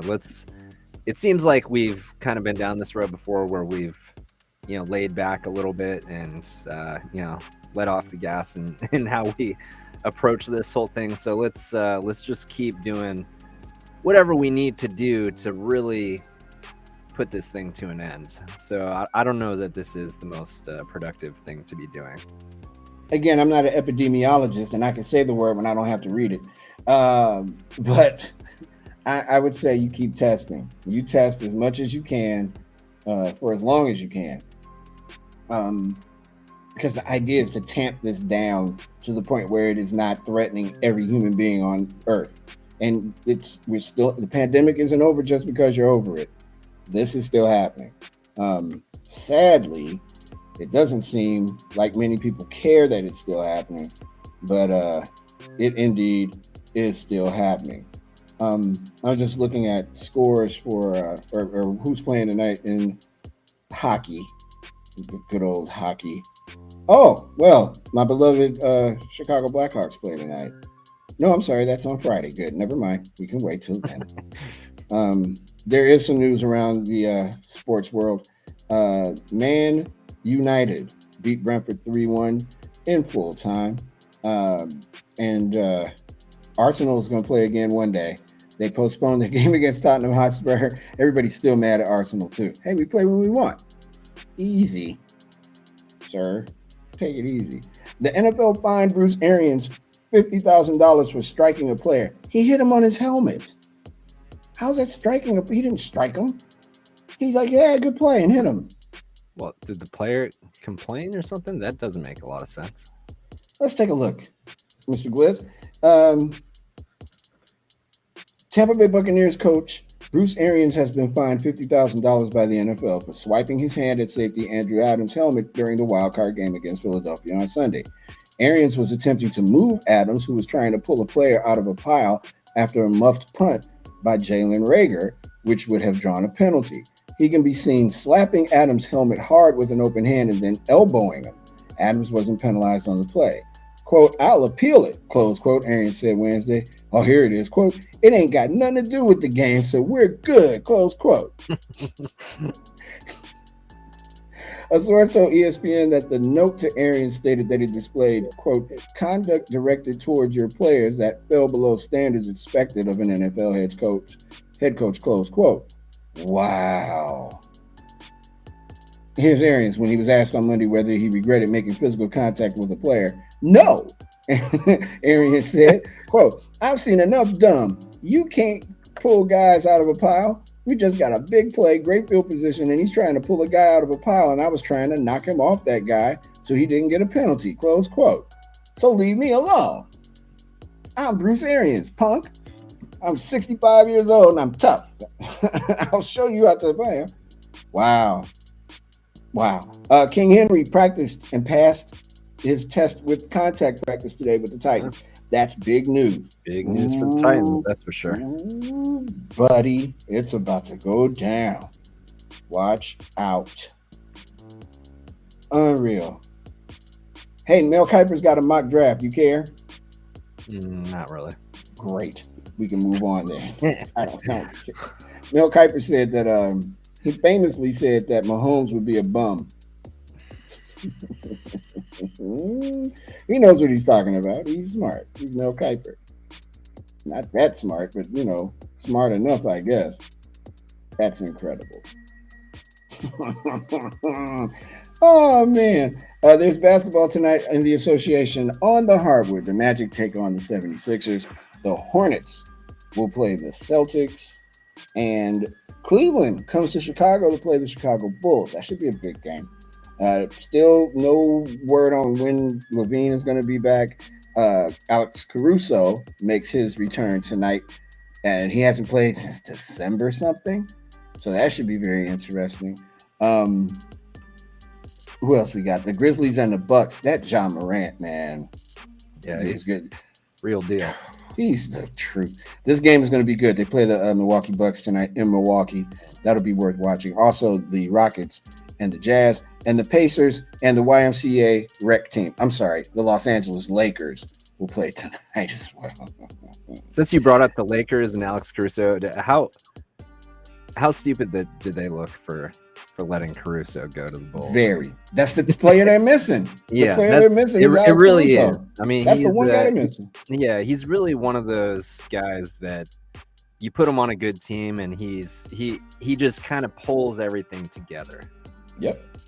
And he the one thing that the rec league champion MVP LeBron James needs is somebody that's going to go to the floor and play defense. They're starting to kind of get it. And LeBron said something the other day he intimated that people should keep the same energy, talking about how bad the Lakers are when they get good again. Every game you lose is a game you don't get back, LeBron. Yeah, he got that before the season too. Let's not forget. I mean, yeah, he's been talking the talk. But you gotta win those games. And if you're not winning games in the West, first of all, I don't see anybody coming out of the West that's going to do anything to Golden State right now or Utah. That's your conference final. Utah and Golden State. And then if you're the Lakers, then you have to worry about teams like Phoenix, who were in the finals last year, and beat them. Phoenix is still good. Yeah, and beat them. And teams like Memphis. I mean, in Dallas. I mean, there's some dangerous teams in there that can definitely match up with the Lakers as they're currently constructed. So, we were talking about football earlier. By the way, Tottenham beat Leicester 3-2. Further sinking my hopes that Arsenal's going to finish in the top 4 because Tottenham's coming. There's a ticket price hike for World Cup. I can't stand Tottenham. Ticket price hike for the World Cup final in Qatar reaches 46%. Wow. It's supposed to be really hot at the World Cup. And they did not want to move it from Qatar. It's amazing. The cost of attending the World Cup final is up 46% higher in Qatar than the previous tournament in Russia, fans discovered Wednesday as tickets went on sale. The steep rise in the prices for the FIFA showpiece match since 2018 contrasts with the group stage apart from the opening game and round of 16 seeing a reduction in the cost of the cheapest tickets, which fans can apply for online. So the most expensive tickets on general sale for the December 18 final are 5,850 Qatari riyals or $1,607. Wow. Up 46% from the $1,100 for the 2018 final that was won by France. Category 2 tickets are $1,003, up 41% from $710 for the final 4 years ago. And category 3 tickets, the cheapest available for international fans, are $604. All right, where are we going? How are we getting to Qatar? It's supposed to be hot. I'm down. I'm ready to go. I'd love to see a World Cup. That'd be great. I would love for them to come back to the U.S., man. Have a game, have a match, have matches in Oregon, have matches in Illinois, have matches in Texas, do some stuff on the East Coast, have something in Florida, have a match or two in California, bring the World Cup back to the U.S. I imagine it's coming back soon, though. It's got to come back, yeah. Yeah, if I remember correctly, I think the next one is in North America. When was the last one that was here? I can't remember. I can't remember. And I should probably know that because I do tend to follow the sport. But I don't remember. 1994. In 94. They did that right. There was no matches. I don't think they had any matches in Chicago. Yeah. U.S. Soccer headquarters is here though. Okay. So they got to get one there next time. Yeah, it said July 94, 9 different venues across the country. So yeah, let's do that again and get to a World Cup game. I'd love to go see a World Cup game. Me too. And I'm telling you, the U.S. men's national team is going to be good. They are going to be good by the time that cup comes to North America. Very, very good. The NFL is seeing some incredibly high ratings compared to last season. There's been an increase of 10% over last year. An extra week of games didn't hurt. Close finishes and a non-election year helped propel the NFL to its highest regular season ratings in 6 years. The 272 regular season games averaged 17.1 million viewers across television and digital platforms. That is a 10% increase over 2020, and it's the league's highest average since 2015. And don't forget, you can catch NFL action on Prime Video. It's true. There's a strong argument to be made that the National Football League is the single most important entity in popular culture, and the numbers of viewers watching the NFL bears that out, says Matt Ganis, co-founder of Chicago-based consulting group SportsCore. It was expected that the audience would increase after the 2020 season was played in the middle of the COVID-19 pandemic, with empty stadiums presenting a strange viewing dynamic and many people's viewing habits changing. The first half of the season also occurred in the midst of a presidential campaign when many were watching cable news channels. Ratings and viewership from year to year are never a straight line. There's always some ins and outs, said Hans Schroeder, NFL Executive Vice President and Chief Operating Officer for NFL Media. Certainly, 2020 was a unique year in a lot of different ways, but when you think about this season with full stadiums and the game itself, it was an awesome regular season. 3 of the 5 television packages experienced double-digit growth. ESPN's Monday Night Football and the Thursday Night Football package on Fox, NFL Network, and Amazon Prime Video were both up 16% from last season, followed by NBC's Sunday Night Football at 11%. Gliss, did I mention that people could watch the NFL on Amazon Prime Video on Thursday nights? Did. Thank you. And also, you'll be able to see Marshawn Lynch coming soon on Amazon Prime Video. All right, that's it. I don't think I can get in any trouble talking about Amazon Prime Video. Boy, there's going to be a meeting. I can see it coming. There's going to be a meeting of some sort. But, I mean, the product's there, Amazon Prime Video. Hey, real quick, Mario, just so LA, New Jersey, Kansas City, Denver, Atlanta, Philadelphia, Nashville, Boston, Cincinnati. Those are the North America World Cup in 2026. No Chicago. No Chicago, but Indiana. You got to be somewhat. You're not that far from some of these cities, right? Well, I mean, or you could go to Mexico or Canada too. There's some games in Mexico and Canada as well. I wouldn't mind going to Canada, but I'm right next door to Indiana. I'm literally right on 41. I can ride right straight to Indiana. Oh, and that'll probably be at Lucas Oil Field, where the Colts play. They'll probably do those games indoors. Yeah. But I'm down. I'll be there. Hey, before we go to break, thank you to everybody who's a passenger today on the drive. Abigail, thank you. In Oklahoma, Gary in Michigan is new to the drive. He's listening to us on an Amazon supported device. Alex in California also new. I thought his name was Talk, but apparently it's actually Dog in Ohio. Welcome. Freddie in Louisiana, G in Oregon, Dakota in Florida, and Nathan in Texas, Florida, and Alabama. Didn't see Kobe today. I hope everything is cool, Kobe. April joined the stream. So did Amanda and Adrian. Alex is his first time on Backchannel. Welcome to Backchannel.tv, Alex. And Guard is on the stream. And of course, Will is here as well, along with Gary. Gary said we should get a double-decker tour bus for all the passengers on the drive. There you go. I'm with it. We got room. With a sweet paint job on the outside. Yeah. Let's do it. You can wrap it with like the drive and my face and your face on it.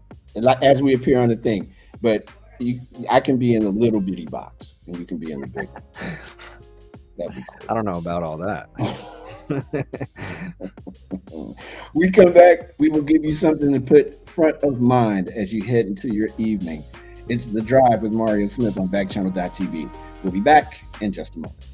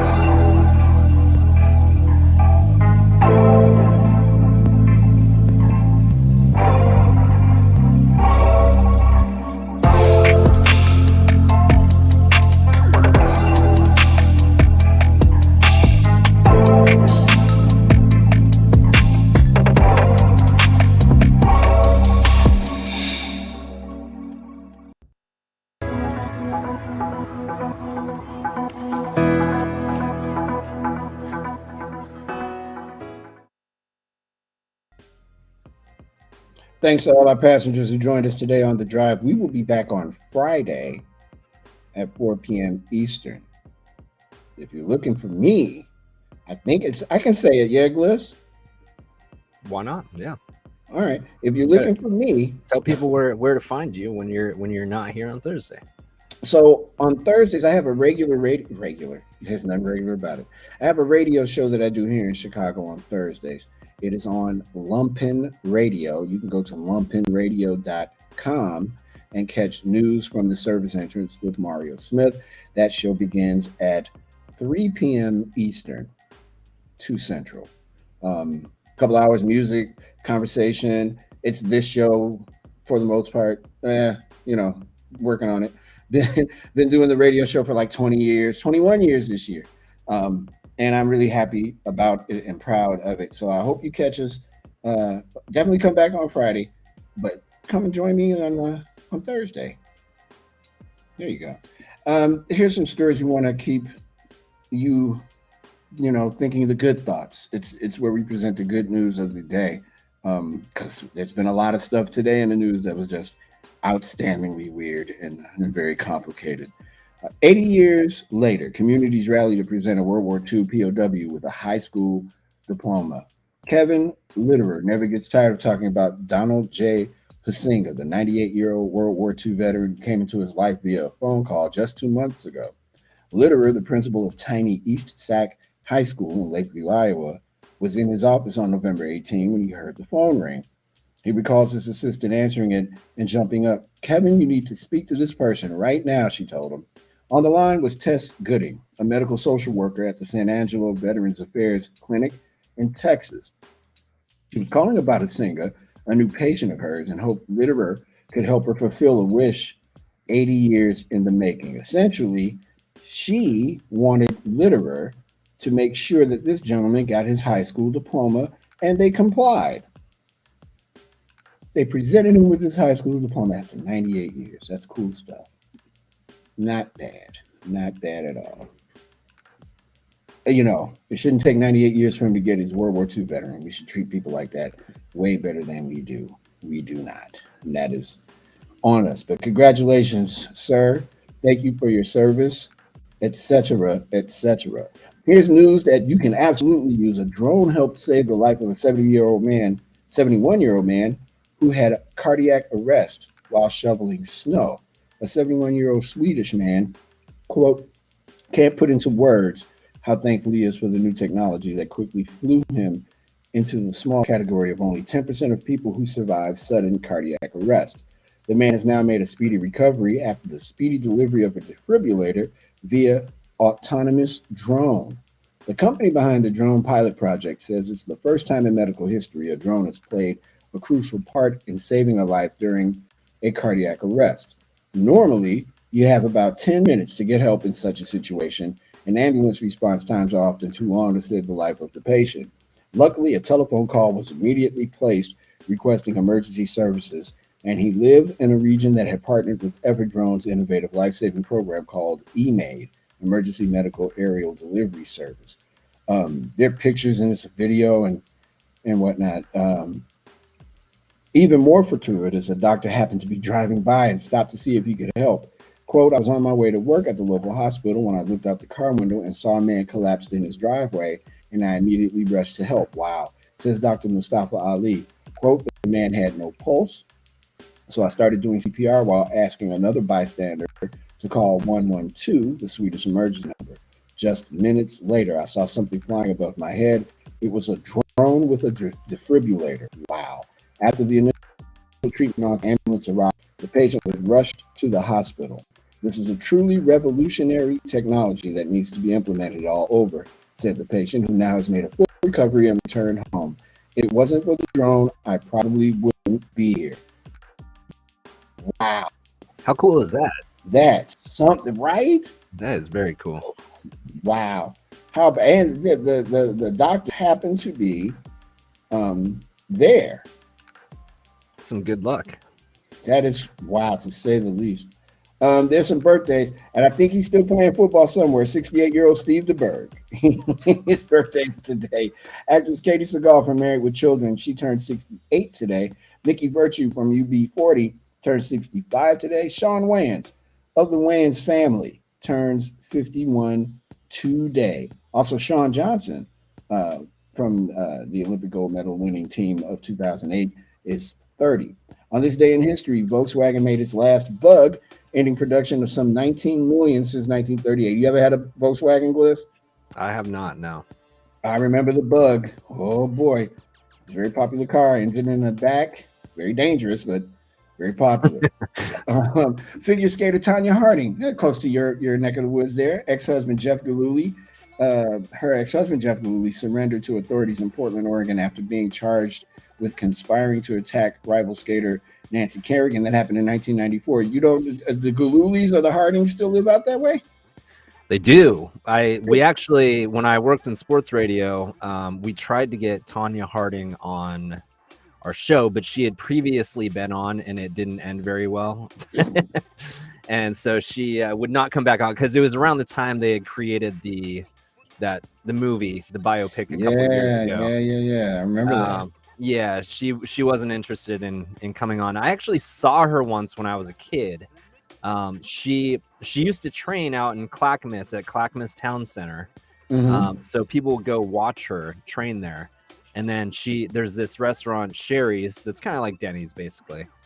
She used to go to this one particular one all the time. And one time my dad and I were there eating breakfast and saw her. And that was probably like a year after this all happened. So it was kind of awkward. She was getting some kind of nasty looks and apparently a regular at the Sherry's there though. She you know what, speaking of restaurants in your town, Jason Benetti, voice of the Chicago White Sox, was talking about Toxic Burger. Okay. And he said that they have a maple bacon milkshake. Ooh. I couldn't do it, but it sounds delicious. Yeah. How's Toxic Burger though? Is it good? I have not had it. We have a couple good burger joints in town. There's some pretty good restaurants out here. There's a good food scene downtown. I mean, you know, it's been kind of a rough couple years here, but yeah. But in general, yes, there's definitely some good spots downtown. Some more on this date before we take off. In 1976, the former members of the Beatles turned down an offer of $30 million by promoter Bill Sargent to play together again on the same stage. Hell, I know why they turned it down. He didn't offer them $40 million, so they could have walked off with $10 million apiece. How are they going to split $30 million 4 ways? That's stupid. I bet if he'd offered them $40 million, they would have been like, sure. You got it done. Yeah, 3 songs. People would have lost their mind. No, now it's never going to happen. On this date, I can do it again. On this date in 1980, Michael Jackson received his first gold album for this masterpiece. That's a good one. Yeah, it is. And Pink Floyd's LP The Wall, still being made apparently, hits #1 on the US albums chart and remained there for 15 weeks. Here we go, some real quick stuff for you. Did you know, Bliss, 70% of people in the US, 70% of us, say our office has a candy dish or jar, but we don't have one at home? I mean, that makes sense. Well, we have one at home, but it's mostly for the kids. Exactly. Yeah. I understand that. I don't even have a little bowl to put my keys in. So no, there's no dish here. Nearly 70% of men say they wish they received more compliments from their partner. Silence. A study found that the smell of oranges makes you want to spend more money. Is that true? I'm always curious, like what I want to go do some research on this research, because what led them to study this in the first place? Like, is this just some, like something that happened in some other study and they just happened upon this? I'm curious. Amazing. Adele will earn $700,000 a night for her Las Vegas residency. Some scalpers are asking for as much as $40,000 for tickets up front. Great. No. Even though asteroid watch is over, we can safely report that an asteroid passed by Earth yesterday within 1.2 million miles, which they consider close but not threatening, while traveling at 43,754 miles per hour. And finally, Weird Al Yankovic is going to be treated to a biopic, and guess who's playing him? Daniel Radcliffe. It's interesting. That's crazy. How's that going to work? I know. I'm interested. I'm interested too, but until you can really visually see that first trailer, it's going to be in the back of my mind. Like, I just don't see it yet, but. Wow. Gary mentions talking about that maple bacon milkshake, that it doesn't sound as good when it's a shake. No, it does not. And I don't think I'm going to have it if I go to Portland. Just want to say goodbye to our passengers. We're getting ready to let you guys off the drive real quick. Dakota in Florida, Freddie in Louisiana, Nathan in Texas, Lorna in Alabama, Alex, who's a new viewer in California, Dog in Ohio. Thank you both for being there. Abigail in Oklahoma, Z in Oregon, Frank here in Illinois is a new listener on his Amazon supported device. We appreciate you. Marquise in Washington, thank you. April, Amanda, Adrian, Alex, the first time on Backchannel, thank you. I almost said Black Channel. Hello. And Guard and Will, we thank you all for joining us today. Everybody, Bliss, thank you, brother. We will see you all again on Friday. If you're looking for me, you can catch me on News from the Service Entrance. Just go to Lumpen, LUMPEN radio.com at 3 p.m. Central. I'm trying to get the time straight. I'm sorry, at 3 p.m. Eastern tomorrow. On behalf of everyone at Backchannel.tv, as the sun sets in Chicago, Illinois, we wish you all a pleasant evening. See you here on Friday.